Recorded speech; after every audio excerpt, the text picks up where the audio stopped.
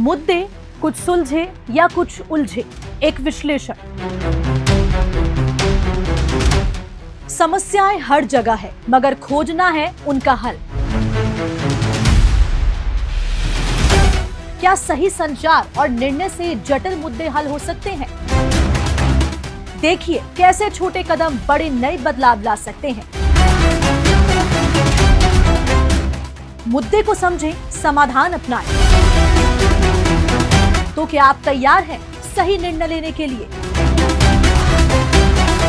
देखिए पूरी रिपोर्ट सिर्फ और सिर्फ न्यूज़ 21 पर एडिशनल डायरेक्टर संजीव पाराशर के साथ। दोस्तों नमस्कार, मैं संजीव पाराशर आपका बहुत बहुत स्वागत करता हूं मेरे इस प्रोग्राम में मुद्दे कुछ सुलझे कुछ उलझे में।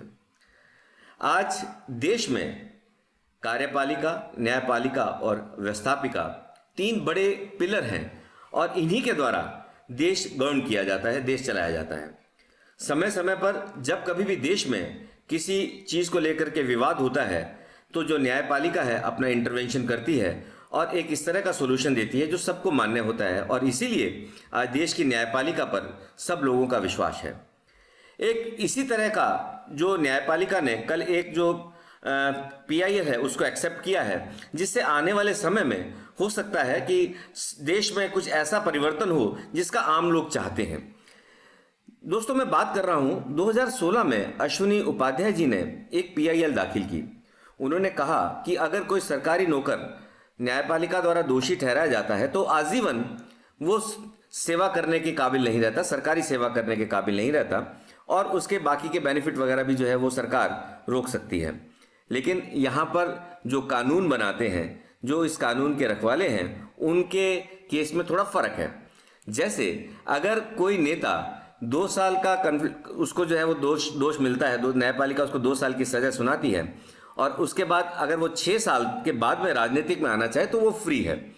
तो कहना ये हुआ कि जो संसद में, विधानसभा में कानून बनाते हैं वो 6 और 2 सजा के बाद में उनका जो अपराध है वो धुल जाता है। आम आदमी जो सरकारी नौकर है उसका अपराध नहीं धुलता, लेकिन जो कानून बनाने वाले राजनेता उनका अपराध धुल जाता है। कितनी बड़ी विडंबना है। और इसीलिए वो राजनीतिक आज भी अगर राजनीति को साफ करना चाहते हैं, लोग ऐसा चाहते हैं कि उनके जो जनप्रतिनिधि हैं वो उनपे कोई क्रिमिनल चार्ज ना हो और वो केस उनकी जो व्यक्तित्व है वो क्लियर हो, ऐसा हो नहीं पाता। उसके पीछे 2 कारण हैं। कोई भी MA और MLA और MP जब भी इनके अगेंस्ट में कोई केस चलता है, क्रिमिनल केस चलता है, तो ये आम अदालतों में नहीं चलता।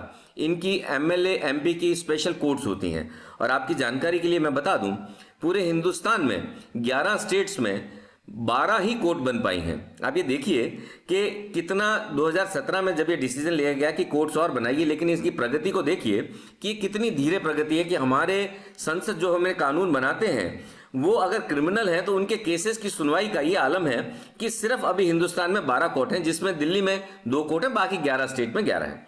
तो आप ये देखिए। दूसरी चीज आप ये देखिए कि कल सुप्रीम कोर्ट ने जब अश्विनी उपाध्याय जी की PIL को लिया तो उन्होंने ये कहा कि आश्चर्य होता है कि जो MLA MPs की जो कोर्ट्स हैं उनमें जो मजिस्ट्रेट बैठते हैं वो 1 या 2 केस लेने के बाद में अपने चैम्बर में चले जाते हैं। मतलब इन केसेस की सुनवाई करना भी उन मजिस्ट्रेट की प्रायोरिटी नहीं है, और इसी कारण ये केसेस MLA और MP के जो क्रिमिनल केसेस जो इनके अगेंस्ट में चल रहे हैं उन पर डिसीजन नहीं हो पाता। आज देश की विधानसभा या लोकसभा में 44% जो है इस तरह के दागी तो नहीं कहनी चाहिए, इस तरह के विधायक और MLA MPs हैं जिनके अगेंस्ट में किसी न किसी कोर्ट में केस चल रहे हैं, लेकिन उनकी सुनवाई बहुत धीरे है, या उनकी सुनवाई के लिए जो है वो केसेस बहुत स्लो पुट किए जाते हैं। मजिस्ट्रेट भी बहुत कम सुनते हैं। मजिस्ट्रेट का ही कहना है कि हमारे पास केसेस ज़्यादा होते हैं, लेकिन कल जब सुप्रीम कोर्ट की टिप्पणी आई, सुप्रीम कोर्ट ने बड़ा क्लियर कट कहा कि इस तरह के जो क्रिमिनल 6 साल के बाद में उन राजनीतिक लोगों को क्यों ना लगातार ये बैन कर दिया जाए। इसके लिए मैं जो है वो दो लोगों से, खासकर सरकार से और खासकर जो है वो चुनाव आयोग से अपना टिप्पणी मांगती हूँ, जिसका उन्होंने 3 वीक का समय दिया। अब ये देखिए कि इस 3 वीक के समय के बाद में सरकार और जो चुनाव आयोग क्या कहता है। लेकिन इससे पहले क्या राजनीतिक पार्टियां दोषी नहीं हैं? राजनीतिक पार्टियां ऑलवेज इस तरह के लोगों को जो क्रिमिनल साबित हो चुके हैं अपने जगह पर अपनी पार्टी में कोई ना कोई स्थान देकर के रखती हैं, और उनके द्वारा अब आप पुराना अगर हिस्ट्री देखते हैं कि इन्हीं एमपी एमएलए कोर्ट्स के द्वारा बहुत से लोग हैं, मुख्तार अंसारी हो, चाहे जो है वो राहुल गांधी हो, राज बब्बर, कितने लोगों के केसेस आए हैं, काउंटिंग से हाथों पर, लेकिन जो इतने 44% जो लोग क्रिमिनल बैकग्राउंड से हमारी संसदों में पहुंचे, जो हमारे लिए कानून बना रहे हैं, उनके एक फैसले अभी तक नहीं है, और इसी तरह से उनकी जिंदगी कट जाएगी। लोग कहेंगे जरूर कि वो क्रिमिनल है, लेकिन वो लोगों का केस पूरा टैग नहीं होगा तब तक वो आज़ादी से सारे कानून हमारे लिए बनाएंगे। तो कल सुप्रीम कोर्ट ने जो ये अपना एक स्टैंड दिया है कि अगर 3 वीक के बाद में अगर सरकार और निर्वाचन आयोग हमें कोई जो है वो डिटेल नहीं भी देगा, तब भी हम इस बारे में कार्रवाई करेंगे। दोस्तों, बहुत बड़ा सुप्रीम कोर्ट के द्वारा लिया गया एक डायरेक्शन है, क्योंकि अगर आने वाले समय में राजनीतिक जो लोग राजनीति करते हैं, अगर वो खुद दागी नहीं होंगे, अगर आम लोगों का विश्वास, आज कभी किसी को वोट डालने की बात करते हैं तो कहता है कि दोनों तरफ जो है वो दागी लोग हैं, मैं किसको वोट डालूं। लेकिन जो ये तंत्र बना हुआ है जिसमें हम लोग कहते हैं कि जनता की शक्ति है, जहां शक्ति को प्रूव करने वाले दोनों तरफ लोग क्रिमिनल चार्जेस के होंगे, तो लोगों का विश्वास, मैं ये मानता हूं कि कुछ जो वोट परसेंटेज कम होती है उसमें कहीं ना कहीं स्मॉलली इसका भी रोल होना चाहिए कि जनता डिसाइड नहीं कर पाती, कहती है इधर कुआं और उधर खाई है। तो क्या ये सुप्रीम कोर्ट की इस जो कल की जो है वो रूपरेखा के बाद में इसमें परिवर्तन आएगा, अभी देखना पड़ेगा, क्योंकि मार्च में ये पहली हियरिंग है। क्योंकि ये बात सच है कि आप 2 साल की अगर आपको मिनिमम कैद हो जाए तो आप 6 साल के बाहर के निर्वाचन के बाद में आप वापस आ सकते हैं। तो कितना लगता है कि कोई सरकारी कर्मचारी तो एक बार बर्खास्त होने के बाद में वापस सरकारी नौकरी में नहीं आ सकता, लेकिन ये लोग जो कानून बनाते हैं वापस आ सकते हैं। तो मैं ये मानता हूं कि सुप्रीम कोर्ट ने कल बहुत बड़ा डायरेक्टिव दिया, बहुत बड़ा जो है संज्ञान लिया पीआईएल को देखते हुए, और आने वाले समय में इस तरह से जो नेता क्रिमिनल चार्जेस के हैं, देश की राजनीति में कम होंगे, और राजनीतिक दलों को भी ये ध्यान देना चाहिए कि ऐसे लोगों को बढ़ावा ना दें।